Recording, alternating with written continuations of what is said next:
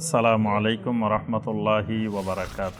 আলহামদুলিল্লাহি ওয়াহদা ওয়াসসালাতু ওয়াসসালামু আলা মান লা নাবিয়্যা বা'দা ওয়া আলা আলিহি ওয়া সাহবিহি ওয়া মাওয়ালা।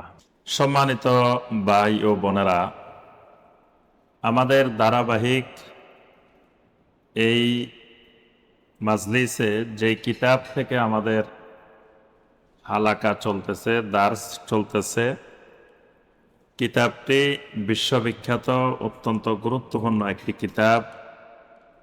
শাইখ বিন বাজ রাহিমাহুল্লাহ রচিত আদ-দুরুসুল মুহিম্মা লি আম্মাতিল উম্মাহ, অর্থাৎ উম্মার সাধারণ জনগোষ্ঠীর জন্য গুরুত্বপূর্ণ যে বিষয়গুলো জানা একান্ত আবশ্যক, এরকম গুরুত্বপূর্ণ দার্সসমূহ।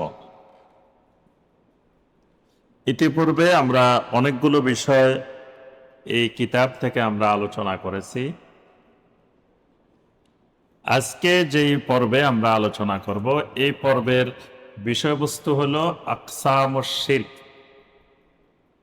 গত পর্বে ছিল আমাদের আকসামুত তাওহীদ, তাওহীদ কত প্রকার, এটা ছিল আমাদের গত পর্বের দার্সের আলোচনার বিষয়। আজকের পর্বের আলোচনার বিষয় হলো আকসামুশ শিরক, শিরকের প্রকারভেদ।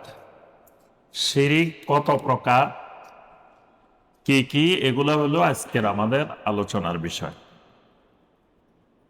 আমরা জানি তাওহীদের বিপরীত হলো শিরক, শিরকের বিপরীত হলো তাওহীদ। অর্থাৎ তাওহীদ যখন নষ্ট হয় তখন সে শিরকে নিপতিত হয়, আর যখন কেউ শিরকে নিপতিত হয় তখন তার মধ্যে তাওহীদ থাকে না। তো তাওহীদের যেমন প্রকারভেদ আছে, ঠিক একইভাবে শিরকেরও অনেকগুলো প্রকারভেদ আছে। সকল শিরক একরকম না, শিরকেরও তারতম্য আছে। তো এখানে শাইখ বিন বাজ রাহিমাহুল্লাহ তিনি এই পর্বে এই বিষয়ে যে আলোচনাগুলো করেছেন, আমরা আমাদের আলোচনাটা এই বিষয়গুলোর মধ্যেই সীমাবদ্ধ রাখার চেষ্টা করব ইনশাআল্লাহ। প্রথমে তিনি শিরককে ভাগ করেছেন, তবে অন্যান্যদের থেকে তিনি একটু ব্যতিক্রমভাবে ভাগ করছেন। নরমালি আহলুল ইলমগণ শিরককে দুই ভাগে ভাগ করে থাকেন, যে একটি শিরকে আকবার আর একটা শিরকে আসগর, একটি বড় শিরক আর একটা ছোট শিরক। কিন্তু শাইখ বিন বাজ রাহিমাহুল্লাহ তিনি শিরককে তিন ভাগে ভাগ করছেন, তিনি দুই ভাগে ভাগ করেন নাই।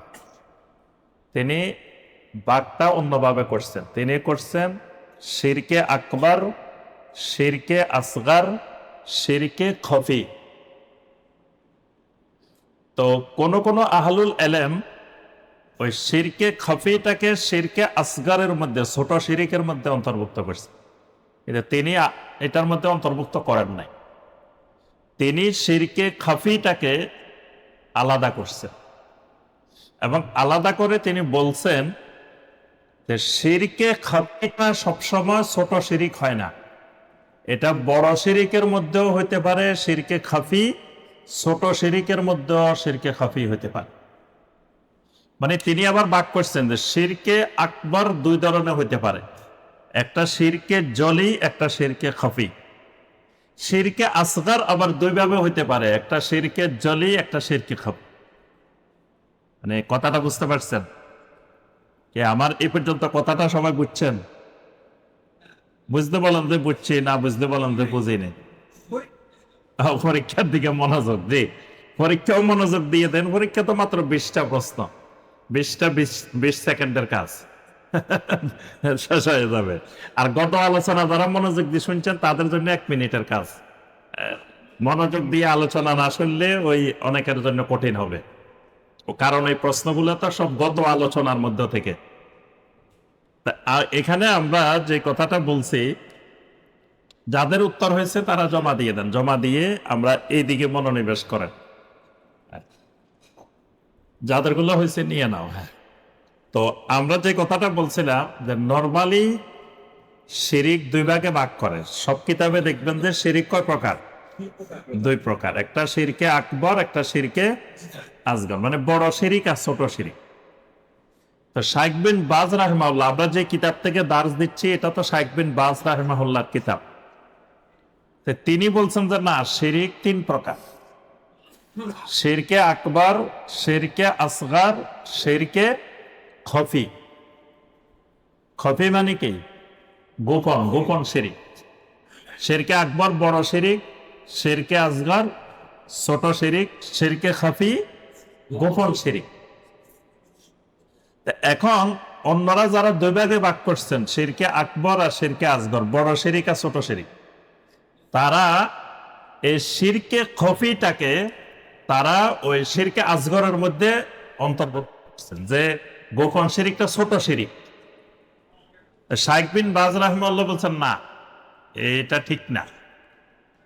গোপন শিরিকটা কখনো বড় শিরিকও হতে পারে, কখনো ছোট শিরিকও হতে পারে। বড় শিরিক প্রকাশ্য হতে পারে, গোপনেও হতে পারে। ছোট শিরিক প্রকাশ্যও হতে পারে, গোপনেও হতে পারে। এজন্য তিনি বলছেন যে শিরকে আকবর দুই ভাবে হয়: শিরকে জলি, শিরকে খফি। জলি মানে প্রকাশ্যে, খফি মানে গোপনে, মানে বড় শিরিক।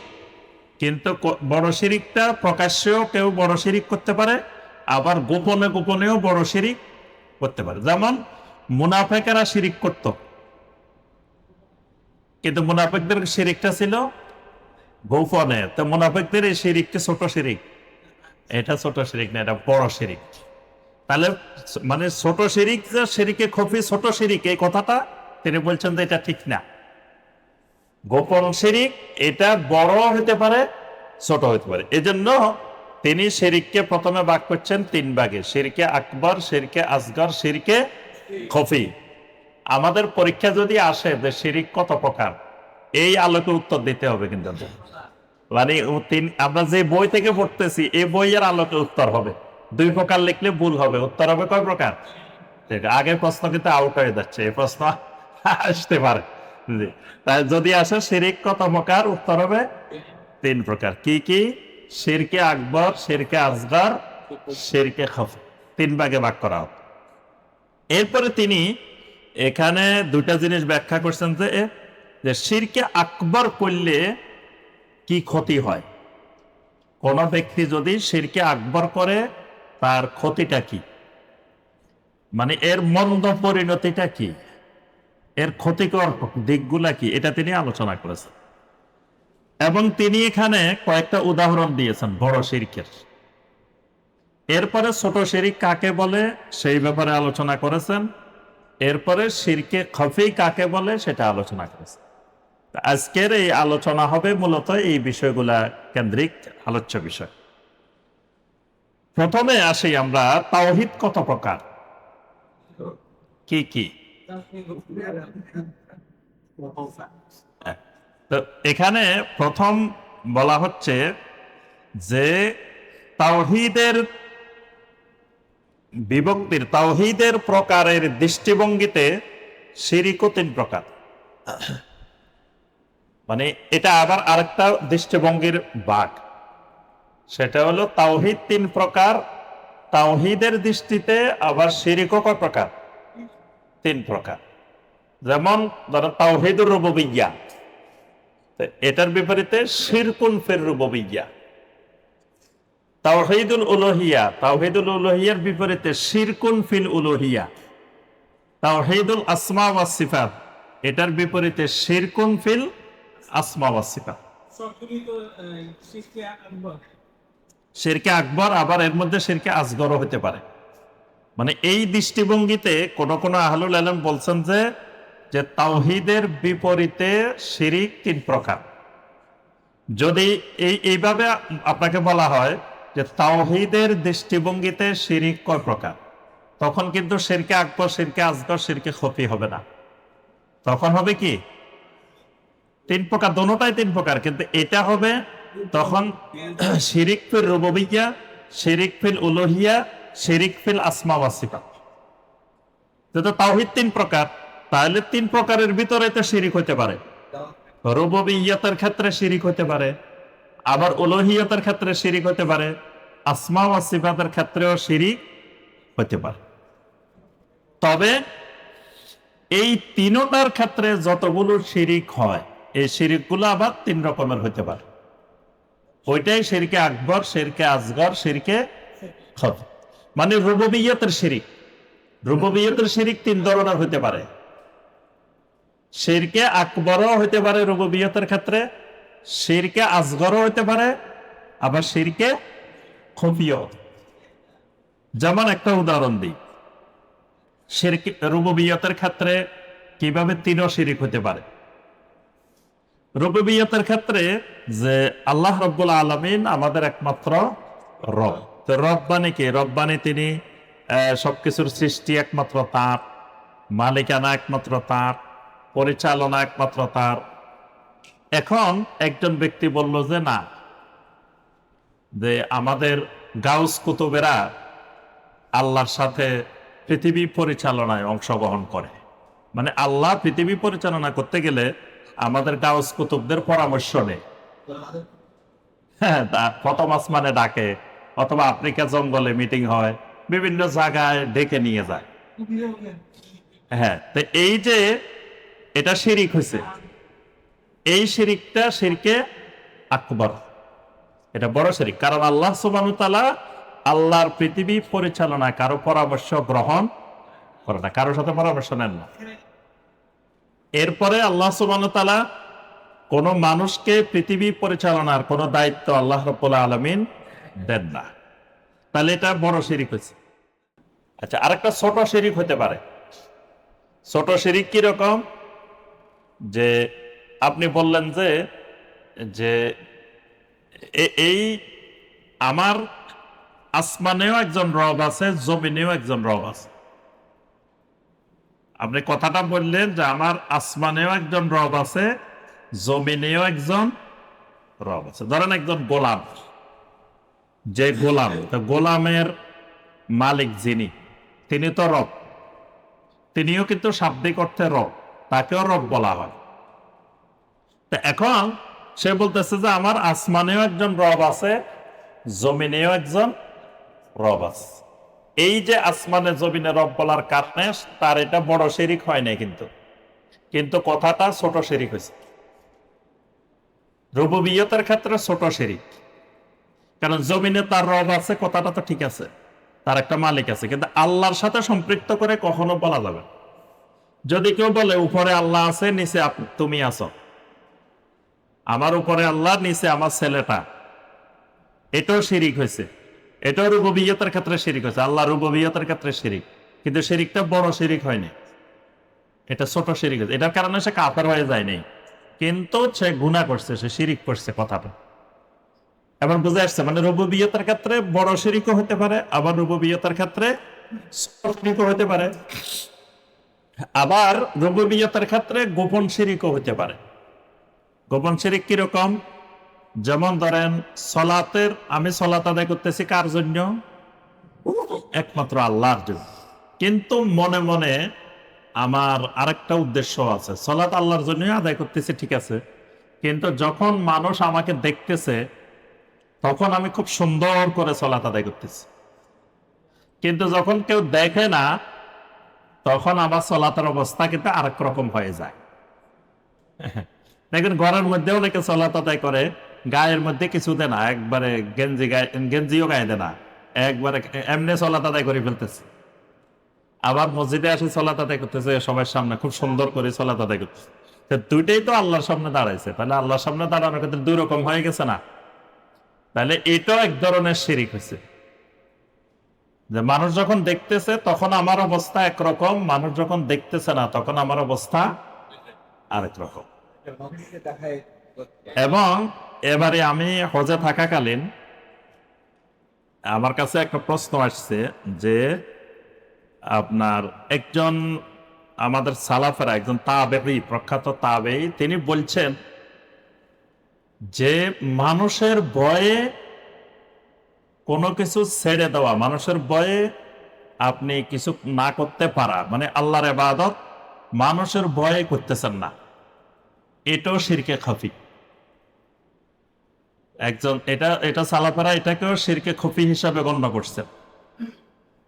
মানে একটা হলো আপনি করতেছেন মানুষকে দেখানোর জন্য, মানে আরেকটা হলো করতেছেন না মানুষের ভয়ে, করলে মানুষ আপনাকে কি বলবো এই ভয়ে করতেছেন না, এটাও শিরিক। কিন্তু এই কথাটা বুঝতে পারছেন, এটা কিন্তু খুব সূক্ষ্ম কথা। এটাকে অনেকে আমরা শিরিক মনে করি না, শিরিক মনে করতেছি যে মানুষকে দেখানোর জন্য করলে এটাকে আমরা শিরিক মনে করতেছি। কিন্তু তিনি বলছেন যে এটা মানুষকে দেখানোর জন্য না, মানে আপনি কাজটা আল্লাহর ইবাদত, কাজটা সুন্নত, কাজটা ভালো, কিন্তু আপনি মানুষ কি বলবে মানুষের ভয়ে আপনি কাজটা ছেড়ে দিচ্ছেন, কাজটা করতেছেন না, এটাও শিরিক। দেখবেন অনেক কাজ মানুষ করে না যে মানুষ কি বলবে, অনেকে ইবাদত করে না মানুষ কি বলবে। তারপরে ধরেন টাকনুর নিচে কাপড় পরিধান করতে, সে বুঝতেছে যে এটা মানে হারাম, এটা কবিরা গুনাহ, কিন্তু সে তুলতে পারতেছে না টাকনুর উপরে, যে মানুষ কি বলবে, মানুষের ভয়ে, মানে মানুষ কি বলবে, মানুষ কি করবে, এই ভয়ে সে মানে আল্লাহর ইবাদতটা করতে পারতেছে না। এটাও এক ধরনের গোপন শিরিক।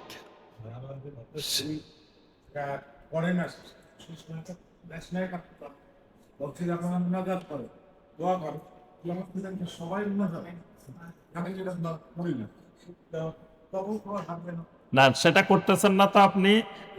যদি আপনি সবার সাথে করতেন তখন এটা শিরকে খফি হইত।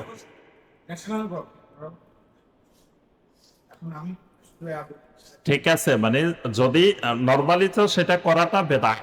এখন যদি আপনি পরিস্থিতির কারণে বাধ্য হন, সেটা শিরিক না। সেটা তো আপনার অন্তরে আছে যে এটা হারাম, এটা শিরিক, আপনি ভালো করে জানেন, কিন্তু আপনার মন চাচ্ছে না করতে, কিন্তু আপনি এখানে করতে বাধ্য হচ্ছেন। এরকম অবস্থায় কুফরি করলেও আল্লাহ সেটা ক্ষমা করে দিবে। এটা কোরআনের আয়াতে আছে সরাসরি। ওইটাই তো বলতেছি, ওই কথাটা এখানে চলে আসছে, বিস্তারিত আমরা ব্যঙ্গে বলার দরকার নেই। সব কথা ব্যঙ্গে বলা ঠিক না, তখন আপনি রাষ্ট্রদ্রোহী হবেন। এই জন্য সব কথা এভাবে ব্যঙ্গে চড়ে প্রশ্ন করিয়েন না, ইয়ে করবেন, এটা বুঝে নিবেন। বুঝতে পারছেন? হ্যাঁ, কারণ আপনার সূক্ষ্ম ছোট ছোট কথাও কিন্তু রাষ্ট্রদ্রোহ হয়। তা আপনি মানে একটা শিরিকি কাজ করতেছেন বা কুফরি কাজ করতেছেন, আপনি করতে বাধ্য হচ্ছেন। এটা যে কেউ, আপনি যতক্ষণ পর্যন্ত একটা ইসলামিক রাষ্ট্র না হবে, আপনি একটা শিরিকের রাষ্ট্রে, কুফরের রাষ্ট্রে বসবাস করবেন, তখন আপনি ইচ্ছায় অনিচ্ছায় শিরিক করতে বাধ্য হবেন।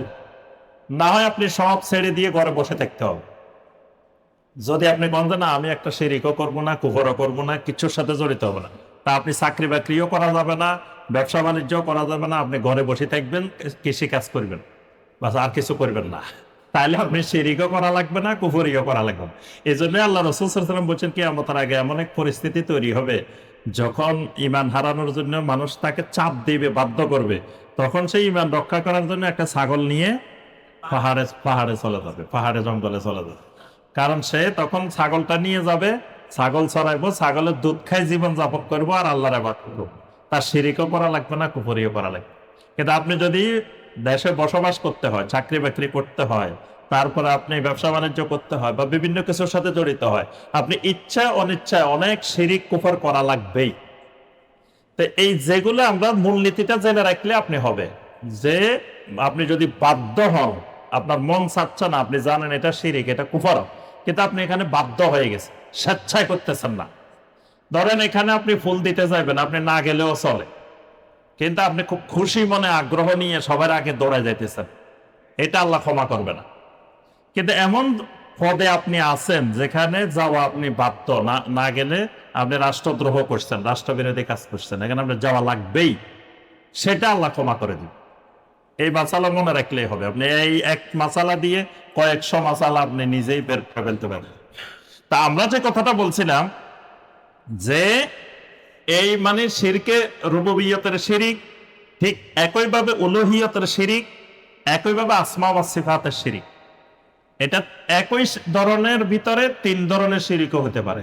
কোনোটা বড় শিরিক হতে পারে, কোনোটা ছোট শিরিক হতে পারে, কোনোটা শিরকে খাফিও হতে পারে। এবার আসেন আমরা বড় শিরিক, শিরকে আকবর। শিরকে আকবর কাকে বলে, বড় শিরিক কাকে বলে? বড় শিরিকটা হলো যে আল্লাহ রাব্বুল আলামিনের মালিকানার ক্ষেত্রে, পরিচালনার ক্ষেত্রে, আল্লাহ রাব্বুল আলামিনের ইবাদতের ক্ষেত্রে, আল্লাহ রাব্বুল আলামিনের নাম গুণাবলীর ক্ষেত্রে যদি আল্লাহ সুবহানাহু ওয়া তাআলার সাথে কোনো মাখলুককে, গায়রুল্লাহকে সমান করা হয়। এক নম্বর হইল তাসবিয়া, মানে সমান করা হয়, আল্লাহর সাথে সমান করা হইলে শিরিক হবে, শিরকে আকবর হবে। আরেকটা হলো আন্দাদান, মানে আল্লাহর সমকক্ষ করলে, সেটাও একটা হলো সমান করা, আল্লাহর সাথে সমান করা, আর একটা হলো আল্লাহর সমপর্যায়ে করা, এটাও বড় শিরিক হবে। আরেকটা হলো যে আল্লাহ রাব্বুল আলামিনের সাথে এই কাজটা করাকে সে কোনো পরোয়া করতেছে না, এটাও বড় শিরিক।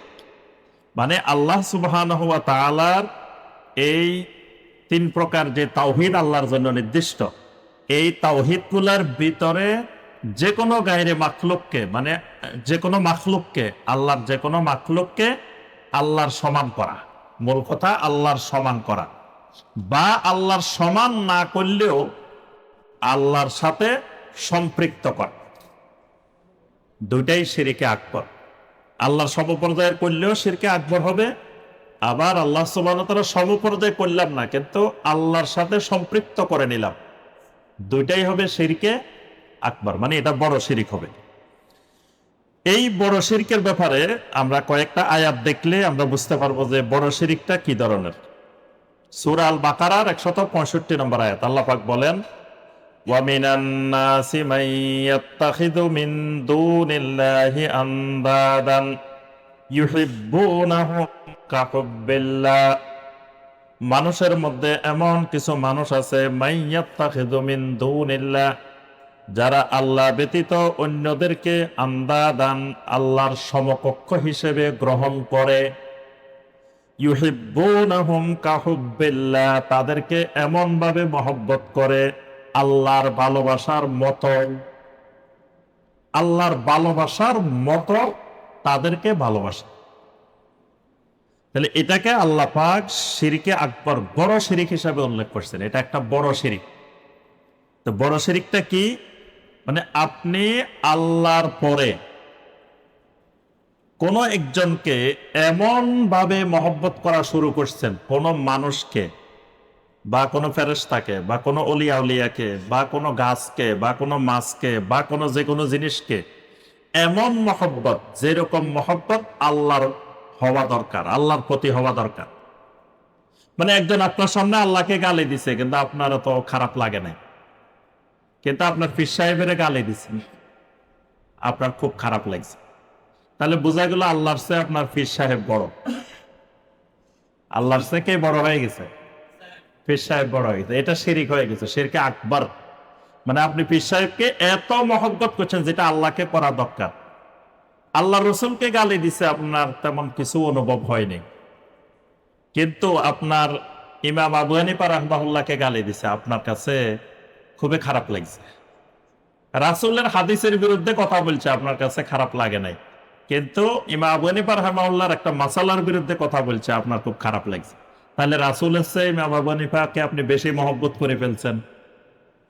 এই যে আল্লাহ সুবহানাহু ওয়া তাআলার ভালোবাসার মতো যাকে মহব্বত করা হবে, ঠিক একইভাবে আল্লাহর আইনের বিরুদ্ধে কেউ কথা বলছে কিন্তু আপনার খারাপ লাগে না, শরিয়া আইনকে মধ্যযুগীয় আইন বলছে, আপনার কাছে এটা খারাপ মনে হয় না।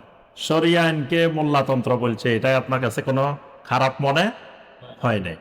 মানে এটা আল্লাহর বিধান নিয়ে যে যা বলতেছে আপনার কাছে কোনো খারাপ লাগতেছে না, কিন্তু মানে বাংলাদেশের একটা আইন বা খ্রিস্টানদের প্রবর্তিত, ইংরেজ প্রবর্তিত একটা আইন, সেটার বিরুদ্ধে কথা বলছে, তখন আপনার কাছে খুব খারাপ লাগছে। এটাও শিরকে আকবর, এটাও কি শিরকে আকবর।